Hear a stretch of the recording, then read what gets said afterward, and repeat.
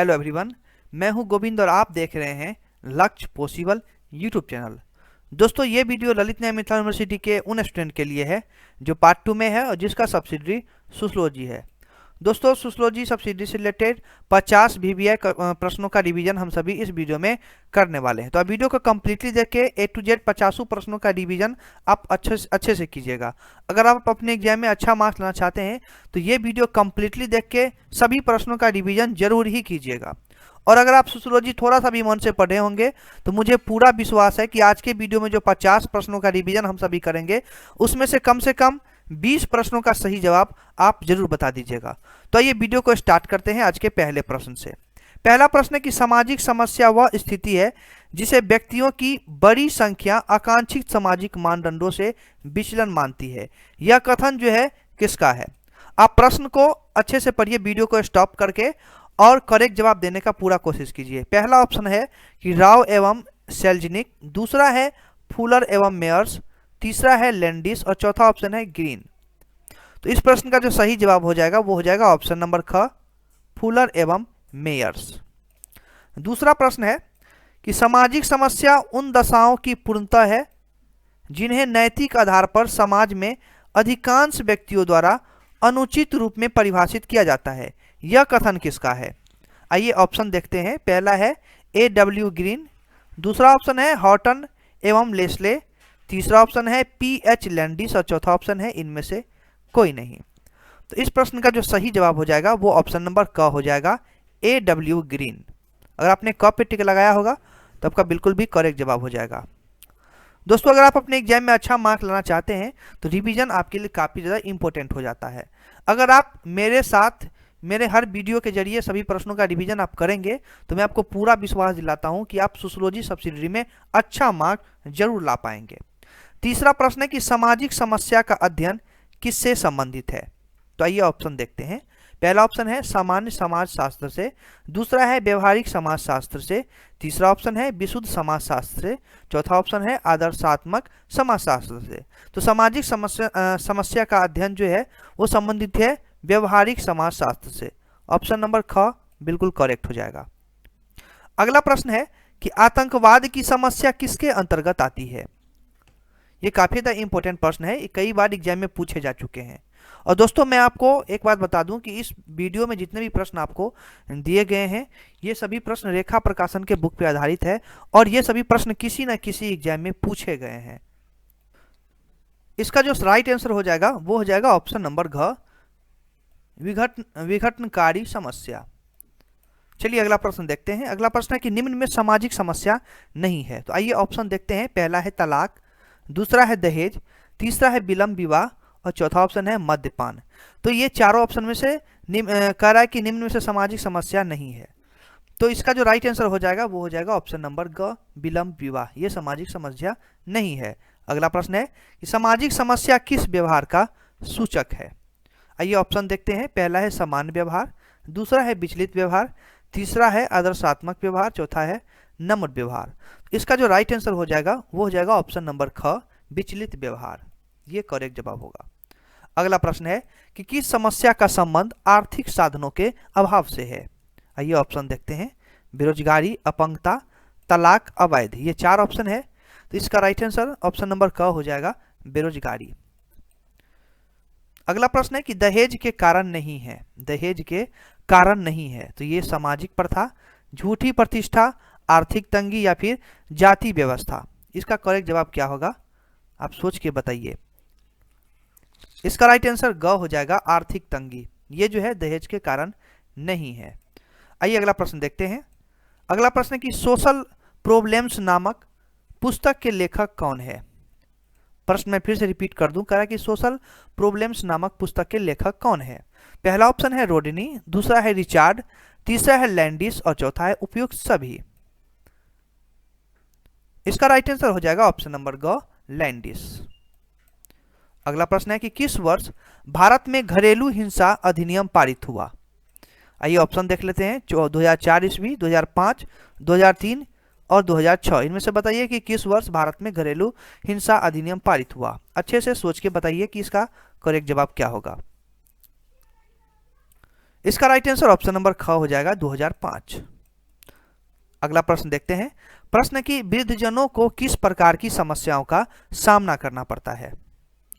आइए ऑप्शन को देख लेते हैं। पहला ऑप्शन है मनोवैज्ञानिक, दूसरा है आर्थिक, तीसरा है सामाजिक और चौथा है उपयुक्त सभी। तो इसका जो राइट आंसर हो जाएगा वो ऑप्शन नंबर घ हो जाएगा, उपयुक्त सभी। वृद्धजनों को मनोवैज्ञानिक, आर्थिक, सामाजिक, ये तीनों समस्याओं का सामना करना पड़ता है। याद रखिएगा, आपके एग्जाम में इस टाइप के प्रश्न पूछे जा सकते हैं। अगला प्रश्न है कि भारत में सर्वप्रथम कब दहेज निरोधक अधिनियम पारित हुआ। इसका राइट आंसर हो जाएगा ऑप्शन नंबर क 1961 ईस्वी।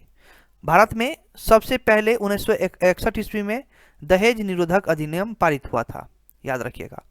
अगला प्रश्न देखते हैं दोस्तों। अगला प्रश्न है कि भारत में किस राज्य से नक्सलवाद की समस्या आरंभ हुई थी। आइए ऑप्शन देखते हैं। पहला है बंगाल, दूसरा है बिहार, तीसरा है आंध्र प्रदेश, चौथा है केरल। इसका राइट आंसर हो जाएगा ऑप्शन नंबर ख बिहार। भारत के बिहार राज्य से नक्सलवाद की समस्या आरंभ हुई थी। इसको भी आप अच्छे से याद रखिएगा। अगला प्रश्न है कि भारत में किस वर्ष बाल श्रम निषेध और नियमन यानी बाल श्रम निषेध और नियमन कानून पास हुआ था। बाल श्रम का मतलब होता है निषेध और नियमन। तो भारत में बताइए कि कब बाल श्रम कानून पास हुआ था। राइट आंसर ऑप्शन नंबर क ही हो जाएगा 1986 ईस्वी में। अगला प्रश्न देखते हैं। अगला प्रश्न है कि अनैतिक व्यापार निरोध अधिनियम संबंधित है। आइए ऑप्शन देख लेते हैं। कह रहा है कि भिक्षावृत्ति से, वेश्यावृत्ति से, द्रव्य व्यसन से या फिर आतंकवाद से। तो बताइए कि इन चारों में से अनैतिक व्यापार निरोध अधिनियम किससे संबंधित है। इसका राइट आंसर ऑप्शन नंबर ख हो जाएगा, वेश्यावृत्ति से। याद रखिएगा।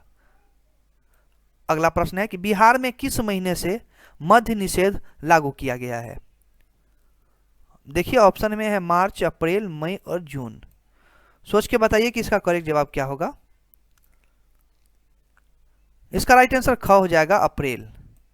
बिहार में अप्रैल महीने से मद्य निषेध लागू किया गया था।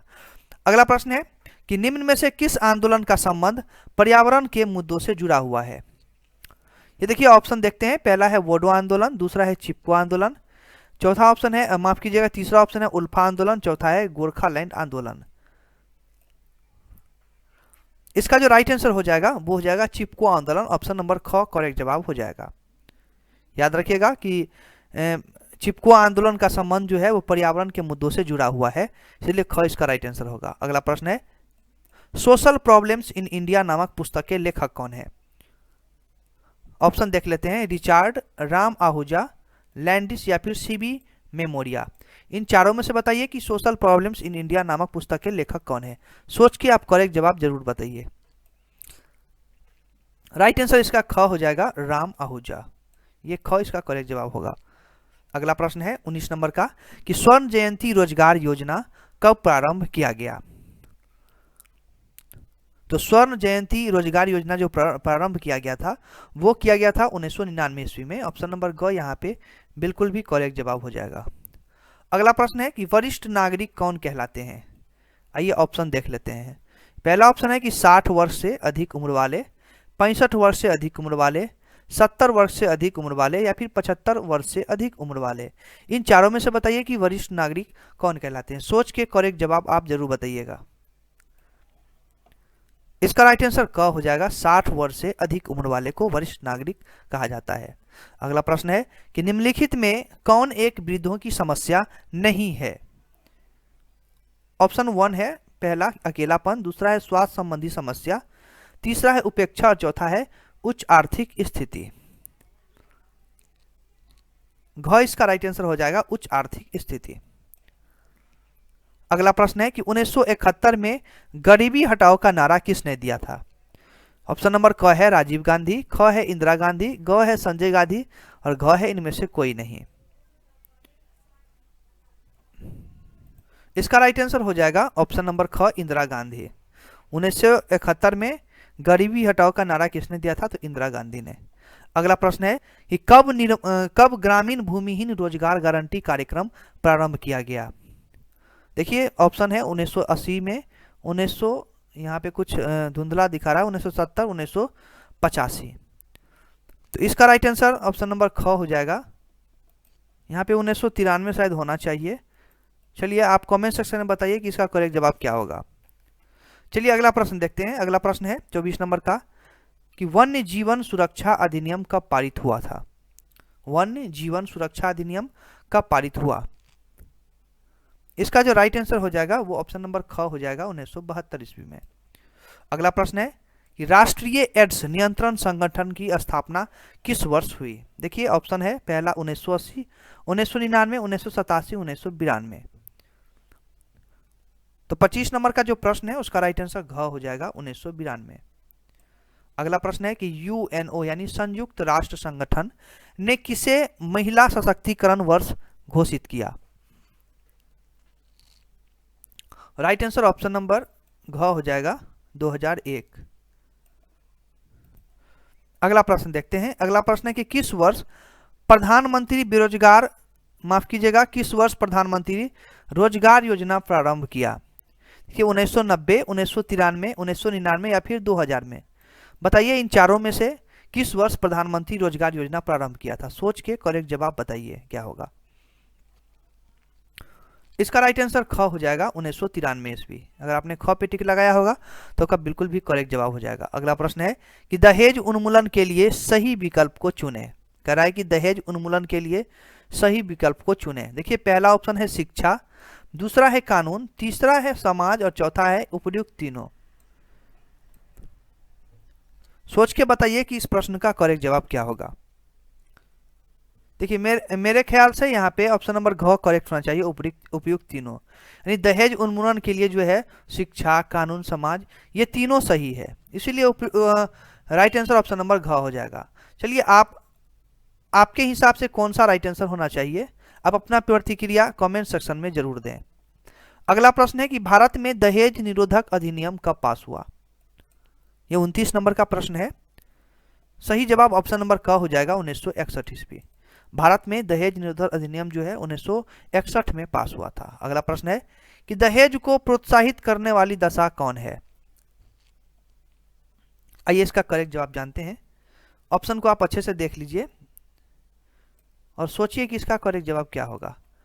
ऑप्शन नंबर ख यहाँ पे करेक्ट हो जाएगा, पृथ्वी सत्तात्मक व्यवस्था। ये दहेज को प्रोत्साहित करने वाली दशा है। अगला प्रश्न है कि दहेज निरोधक यानी संशोधन अधिनियम 1954 भारत में कब लागू हुआ। देखिए ऑप्शन है पहला है 1984, दूसरा है 1985, तीसरा है 1986, चौथा ऑप्शन है 1987। तो इसका जो करेक्ट जवाब हो जाएगा वो ऑप्शन नंबर ख हो जाएगा 1985 ईस्वी।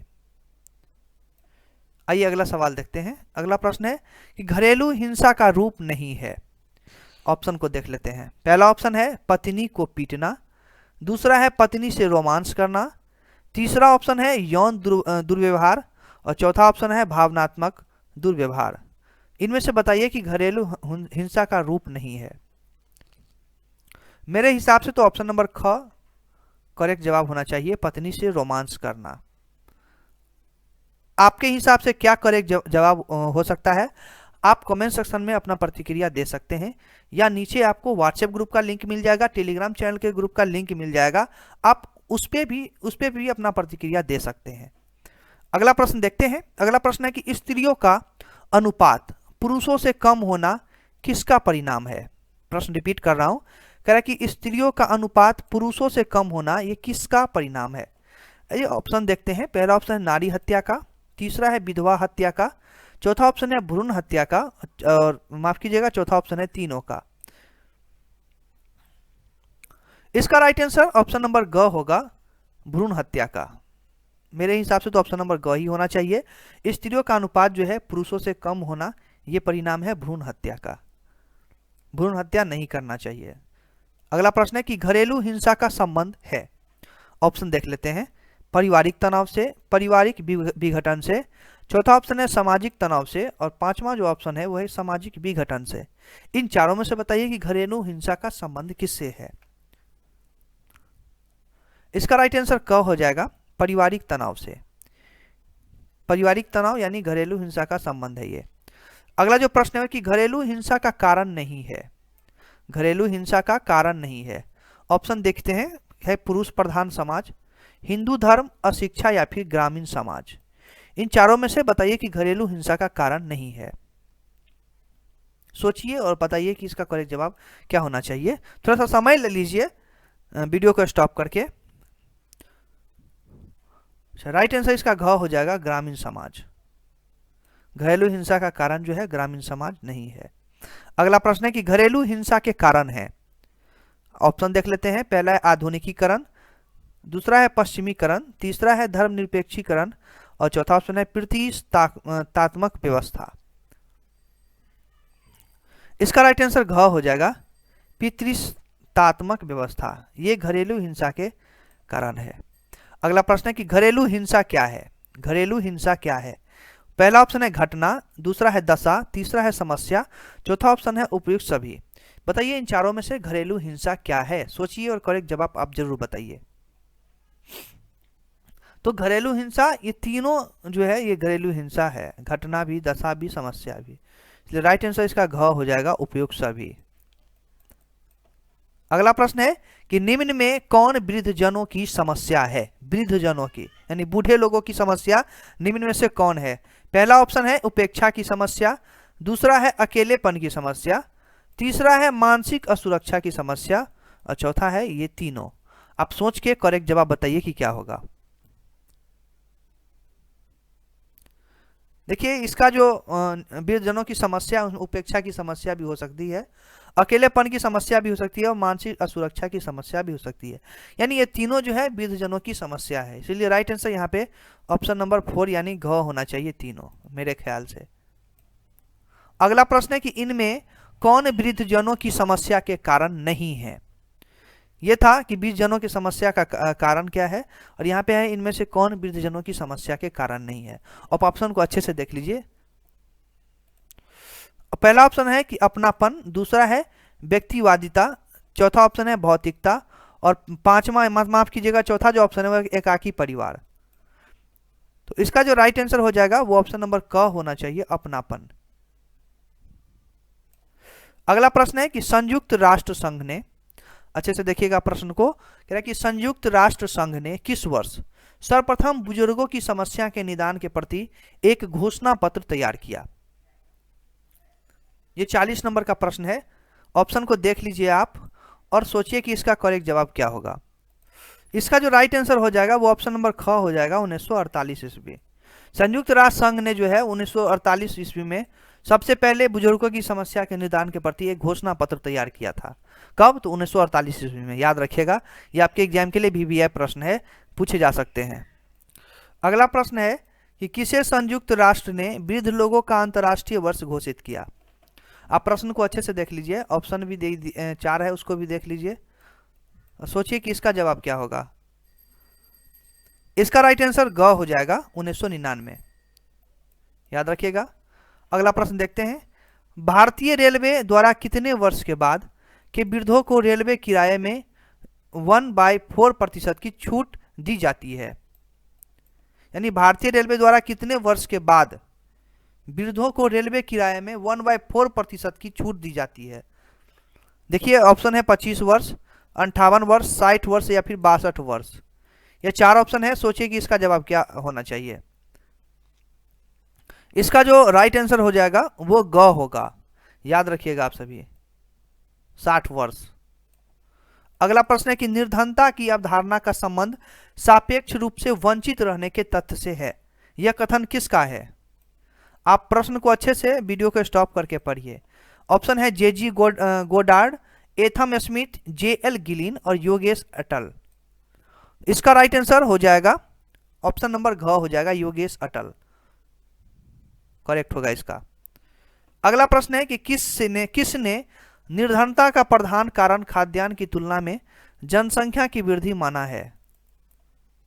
Karl Marx, Henry George, Beamer या फिर माल्थस। इसका राइट आंसर घ हो जाएगा, माल्थस। दोस्तों अगर आप सभी 50 प्रश्नों का रिवीजन करेंगे तो आप अपने एग्जाम में अच्छा मार्क जरूर लाएंगे, क्योंकि रिवीजन ही आपके एग्जाम में अच्छा मार्क दिलाने का एक वजह होता है। अगला प्रश्न है कि किसने पूंजीवाद तथा जनता का शोषण को निर्धनता का कारण बताया है? किसने? तो Karl Marx, Henry George, Beamer या फिर माल्थस। इसका राइट आंसर क हो जाएगा, कार्ल मार्क्स। कार्ल मार्क्स जो है वो पूंजीवाद तथा जनता का शोषण को निर्धनता का कारण बताया है, याद रखिएगा। अगला है कि एकाधिकार ही निर्धनता का कारण है, ये किसने कहा? तो राइट आंसर इसका हो जाएगा क, कार्ल मार्क्स। अगला प्रश्न है कि राष्ट्रीयकरण की नीति किस वर्ष लागू की गई? तो ये लागू की गई थी आपको 1969 ईस्वी में। ऑप्शन नंबर ख यहाँ पे करेक्ट हो जाएगा। अगला प्रश्न है कि 20 सूत्री कार्यक्रम किस वर्ष प्रस्तुत किया गया? 20 सूत्री 1970, 1972, 1974 या फिर 1975 में। तो 20 सूत्री कार्यक्रम जो स्टार्ट किया गया था वो किया गया था आपको 1975 ईस्वी में। ऑप्शन नंबर घ यहाँ पे सही जवाब हो जाएगा, ऑप्शन नंबर घ। अगला प्रश्न देखते हैं। अगला प्रश्न है कि किस योजना का उद्देश्य ग्रामीण युवकों को तकनीकी ज्ञान देने से है? ऑप्शन है राष्ट्रीय ग्रामीण रोजगार कार्यक्रम, दूसरा ऑप्शन है ग्रामीण युवा स्वरोजगार प्रशिक्षण, अंत्योदय कार्यक्रम और फिर न्यूनतम आवश्यकता कार्यक्रम। इसका राइट आंसर ख हो जाएगा, ग्रामीण युवा स्वरोजगार प्रशिक्षण। ग्रामीण युवा स्वरोजगार प्रशिक्षण का उद्देश्य है कि ग्रामीण युवकों को तकनीकी ज्ञान देता है। और आज के वीडियो का आखिरी प्रश्न है कि बेरोजगारी उन व्यक्तियों की निष्क्रियता के रूप में परिभाषित की जा सकती है जो कार्य करने के योग्य एवं इच्छुक है। यह कथन किनका है? पहला ऑप्शन है फ्लोरेंस, दूसरा है पीब्राम, चौथा ऑप्शन है फेयरचाइल्ड और चौथा ऑप्शन है गिलीन एवं अन्य। ये 50 नंबर का प्रश्न है, इसका राइट आंसर ग हो जाएगा, फ्लोरेंस। दोस्तों अगले प्रश्नों का रिवीजन हम सभी अगले वीडियो में करेंगे, तो इसके लिए आपको लक्ष्य पॉसिबल चैनल को सब्सक्राइब करना होगा। आप चैनल को सब्सक्राइब कर लीजिए, नोटिफिकेशन बेल को भी आप जरूरी प्रेस कर लीजिए, ताकि जब भी मैं 50 से आगे के प्रश्नों का रिवीजन आप सभी को करवाऊं तो सबसे पहले नोटिफिकेशन आपके पास पहुंचे। और आप इन 50 प्रश्नों में से कितने का करेक्ट जवाब दिए हैं अभी आप हमें कमेंट सेक्शन में जरूर ही बताइए, आपके कमेंट का इंतजार रहेगा। तो दोस्तों आज के लिए बस इतना ही, फिर मिलेंगे नेक्स्ट वीडियो में। तब तक के लिए मैं गोविंद आप सभी से इजाजत चाहता हूं। वीडियो को देखने के लिए धन्यवाद।